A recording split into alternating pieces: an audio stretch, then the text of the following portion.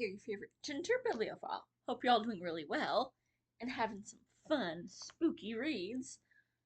I'm getting into it, but we're playing catch up on all the tags that the amazing Gavin and Alan have been tagging me on their channels because I am a few months behind on that. It has been a crazy last like 6 weeks. So I'm finally getting to another one of them. It's the Read Smart tag that was created by Ruben over at Two Readers It May Concern and Emily at Prose and Petticoats. So I'm actually watching Gavin's video on here for all the prompts. So let's see. What are we going to get into? Because as always, I am not the least bit prepared for this. Otherwise, I would have charged this shirt and turned off all the lights so you can see that it glows in the dark. Then I'll just be a floaty skeleton. Woo! Question number 1. What is your strategy to stay focused and engaged while reading? Wait, there's strategy to that? I just have to find an interesting book and then leave me alone, I'm reading. Sometimes my brain goes, wee! So it's kind of good to have my phone because I'm like, hey, I don't know that word, I'm gonna look it up. And other times, like, oh, I looked this up and then I went down the rabbit hole. And half the time I'm reading on my phone because I have the Kindle app on here. And I can just sneak it in anytime nobody's looking. I read a page. Haha. And then little man will cuss everybody out. Oscar! Don't you grumble. I guarantee that's just the neighbors again. My guard dog's a little rude. But at least he hasn't gotten his sister involved. Question 2. How does your environment influence your focus and what can you do to optimize it? I am very, easily distracted. So if the boyfriend's watching something, I pretty much give up on it. Yeah, I'm not actually interested in this or I've seen it 100 times.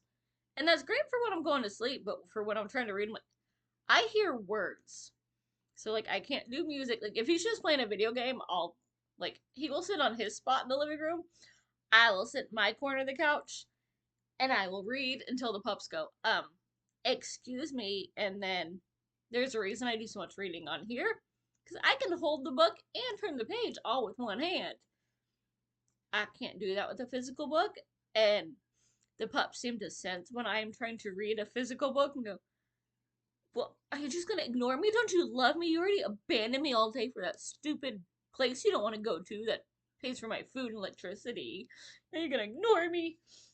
And they lay on the gelt and I have to pet them until little man falls asleep and Franny goes, alright, I'm done with you if you're not gonna feed me. But sometimes he puts me to sleep too. What methods do you use to retain and recall information from what you've read? Again, there are methods to that. I usually just go for short, easy books. I stay away from the really hard ones, like actual, high fantasy. I know that is not going to work with my brain. And I don't read a lot of nonfiction now that I don't have classes. So, if I read it over a couple of days, I'm fine. If I read too many different things or a bunch of crap happens in between and it takes me more than a week or two, I'm gonna pretend that I remember it. And I do remember enough to, get through, but some of the details I'm like, wait, when did we have that little tiff? I remember y'all two not getting along, but what? I forget some of the stuff, but I can still get muddle my way through, because, fake it till you make it. How do you approach difficult or challenging material? Reading is my, turn off, everything is easy and fun and happy, or at least if it's not, I know it's going to end that way and the bad guy's going to get it. I don't do the challenging. That's too much dealing with real world and, humans. And I don't like the real world and most humans. I just want the doggies and fun and fantasy. Fiction is good. Reality is evil and to be avoided at all costs. What role do note-taking and annotation play in your reading process? They don't. On ebooks, ooh, I haven't seen that word before, or I swear I've read that, but it's been a minute and I've never like heard it in real life, or if I get it like a section like, oh, this line really makes me giggle, I'll highlight it. But in actual books, don't be writing my books, then it feels like it's, serious and I have to study it, and there goes all the fun. It's now a textbook. So, how do you balance reading for pleasure with reading for personal or professional development? Yeah, for what I'm doing now, there is no chance of professional development, especially not at the company I'm in. It is, yeah. Oh, I do have a couple of books about words, they're hard. About the actual career path that I want to be in, that I got to do a little bit of, which is pyrotechnics. I have about 3 different books on, the chemistry of that. And I do scan them on occasion.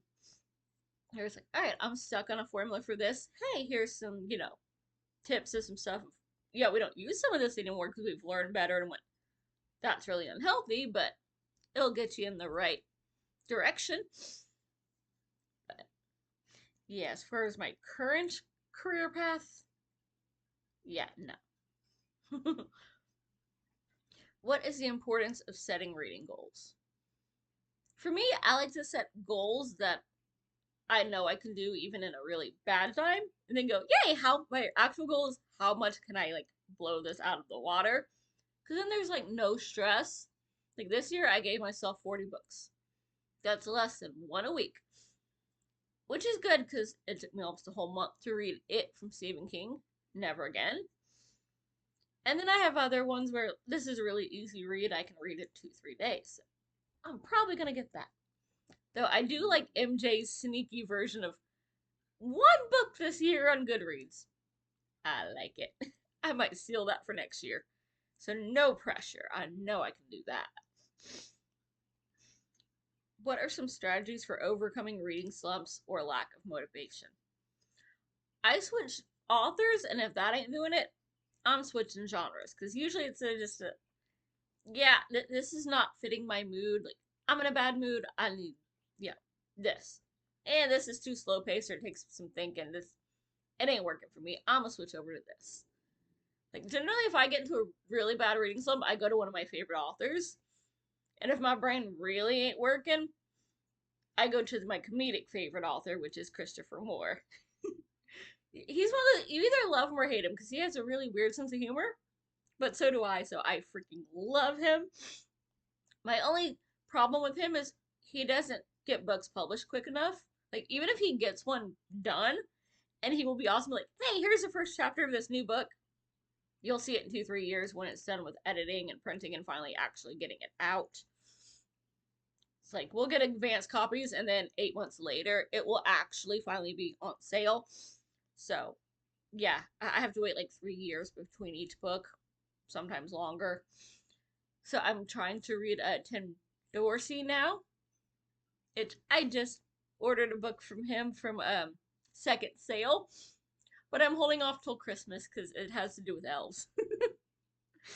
But yeah, that's pretty much my thing. So I will drop some folks down below because I don't know who to tag. This is, yeah, he did this video back in August. It is now the middle, well, like the first week of October. It'll be slightly later by the time y'all actually see this, so I am way freaking behind. But I'm gonna go with, I'm pretty sure I've seen Randy do this. And I think Dave and Olive might have done it. Yeah, I haven't seen Michael K. Vaughn do a tag in a while. Though I am behind on watching everybody. So I'm gonna tag him. I think I saw Randy do this. But again, it's all kind of blurry now, so I'm gonna tag Randy over at Literate Texan just in case he hasn't done it. And if y'all haven't done this yet and you see it, tag you're it to this tag and drop a line. Let me know so I can watch yours. I will see you soon. Bye. Happy reading.